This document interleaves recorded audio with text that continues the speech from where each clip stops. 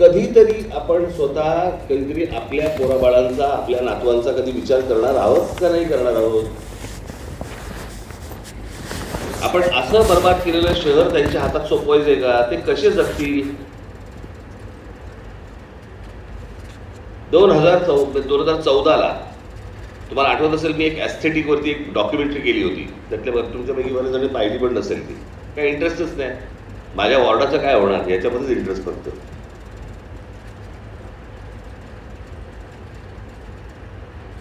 आणि मी त्याच्यामध्ये मी असं म्हटलं होतं, शिक्षण तर भारतामध्ये पण मिळतं, नोकऱ्या तर भारतामध्ये पण मिळू शकतात. मग ही सर्व तरुण मुली हा देश सोडून बाहेर का जात आहेत? त्यांचं बाहेर जाण्याचं एकमेव कारण, घरातनं बाहेर पडल्यावरती जे चित्र त्यांना दिसतं ते समाधानकारक नाही. मला इथे जगावंसं वाटत नाही.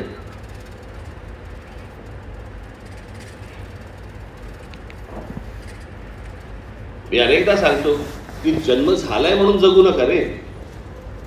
कसं जगलं पाहिजे, कसं राहिलं पाहिजे याचा पण तुम्ही विचार केला पाहिजे. इतक्या महानगरपालिका आल्या, इतक्या सगळ्या आजपर्यंत निवडणुका झाल्या, कोणी काही शहराबद्दल काही बोलताना दिसतंय का?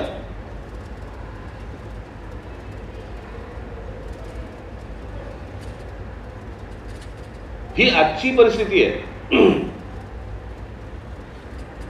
मी तुम्हाला आत्ता लिहून देतो, पुण्यामधले तुम्ही पण, तुमच्यापैकी अनेक जण तुम्ही हे शहर सोडून बाहेर निघून जाल. नको ती कटकट मला. तुमची पोरं, तुमच्या पोरी, तुमच्या सुना, तुमचे जावई तुम्हाला हे शहर सोडायला भाग पाडतील. इतकी बजबजपुरी सगळी झालेली आहे. पुण्याच्या आपल्या मुंबईच्या उपनगरातही तीच परिस्थिती, ठाण्यातही तीच परिस्थिती,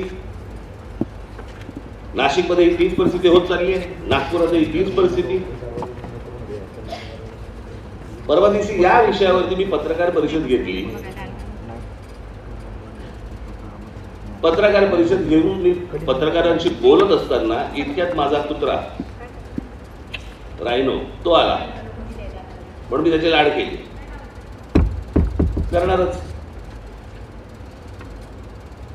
मी काय बोललो त्या परिषदेमध्ये हे राहिलं बाजूला. राज ठाकरेंचं श्वान प्रेम पहा. तुला काय करायचंय श्वान प्रेम? मूळ विषय कुठे चाललेत आपल्याकडे?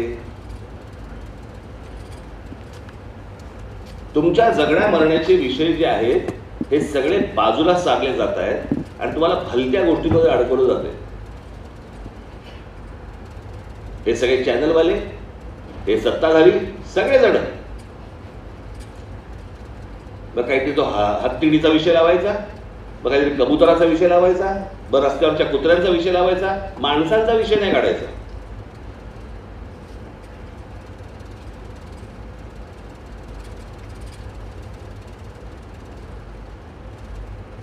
मी आज आलोय जो तुमच्याकडे, मला अत्यंत प्रामाणिकपणे मला हात वरती करून सगळ्यांनी सांगायचे, प्रामाणिकपणे, काही त्याच्याबद्दल लाजायची गोष्ट नाहीये.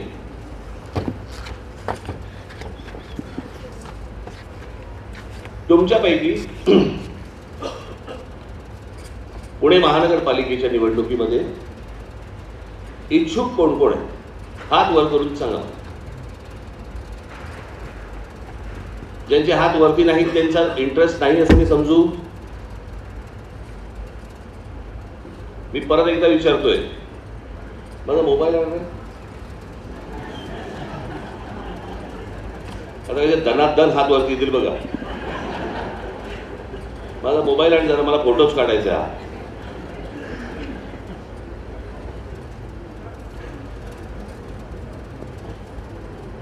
थांबा थांबा जरा.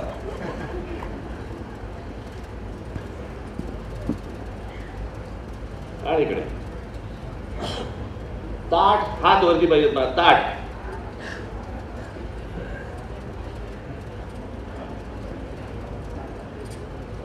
ताट हात वरती पाहिजे एकदम ताट. ए बाजूला रे. हा सांगा जरा मला. थोडा तुमच्यापैकी कोणी इंटरेस्टेड नाहीये? माझं नंतर नाही यायचं माझ्याकडे. मी आत्ता तुम्हाला हात वरती करा, मी विनोदाने बोलत नाही आहे. ताठ हात वरती करा तुम्हाला ज्यांना इंटरेस्ट आहे त्याला.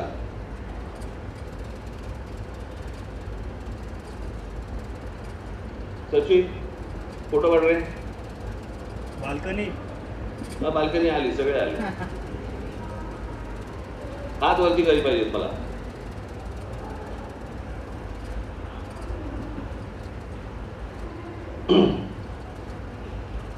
तरी तुम्ही नाही नाही ठीक आहे. मी साधारणपणे मी आज आलोय 2000 साधारणपणे 16-17 पासून. ए बाई फोटो काढत बसू नको रे, मला डिस्टर्ब होतं. तू जाऊन खुर्चीवर बस जाऊन.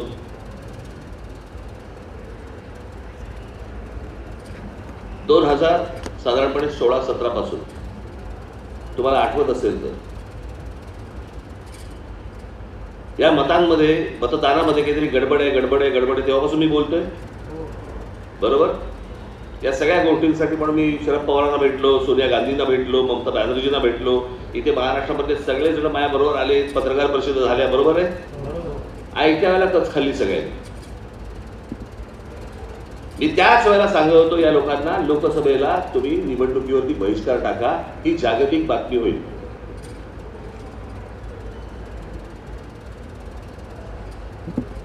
बाहेरच्या देशांमधनं ज्या वेळेला प्रेशर्स यायला सुरुवात होतात त्यावेळेला त्यांचे डोळे उघडतील, तोपर्यंत डोळे उघडणार नाही. ते तेव्हा आपण बोलवतो, आठवतं ना तुम्हाला? बरोबर आहे. आता ते राहुल गांधींनी सगळं बाहेर काढलं परत प्रकरण. मी तेव्हापासून सांगतोय की आपल्याला मतदान होत नाहीये हे तुम्ही समजू नका. मतांमध्ये गडबड आहे. आपली मतं चोरली जात आहेत, भलती आत्म्या टाकली जात आहेत आणि तुम्हाला सतत पराभवाला सामोरं जावं लागतंय. तुम्हाला जर असं वाटत असेल की लोकांनी आपल्याला मतदान केलं नाही, झूट आहे. आपल्या लोकांनी मतदान केलंय, परंतु ते आपल्यापर्यंत पोहोचलं नाही. हे मी त्या दिवशी शिवतीर्थावरतीच्या भाषणामध्ये पण बोललो होतो. आणि ह्या मतांची ही सगळी चोरी करत करत करत आजपर्यंत हे सगळे सत्तेवरती आहेत. तुम्ही मला सांगा, आत्ताच्या विधानसभेच्या निवडणुका झाल्या, भाजप किती? 132. बरोबर.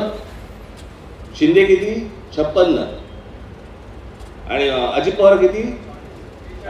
48 ना, किती? 42. बरोबर आहे.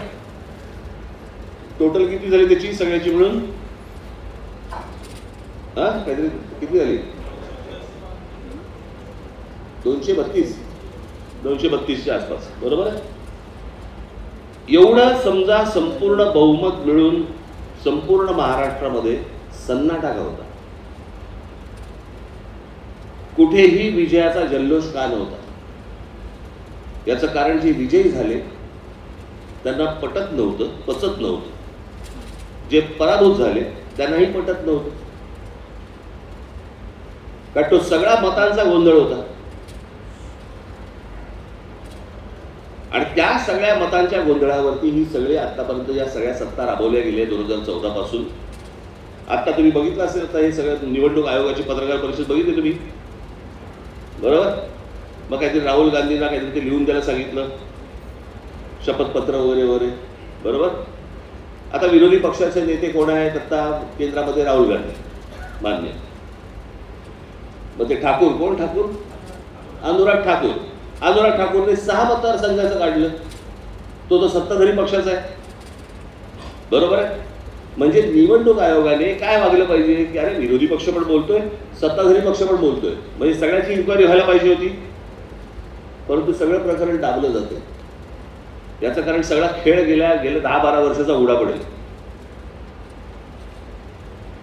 आणि यांना जर निवडणुकीमध्ये तुम्हाला उघडं पाडायचं असेल, जर समजा तुम्हाला निवडून यायचं असेल, तर तुम्हाला प्रत्येकाला मतदार यादीवरती काम केल्याखेरीज तुम्हाला गत्यंतर नाही, तोपर्यंत विजय हातामध्ये येणार नाही.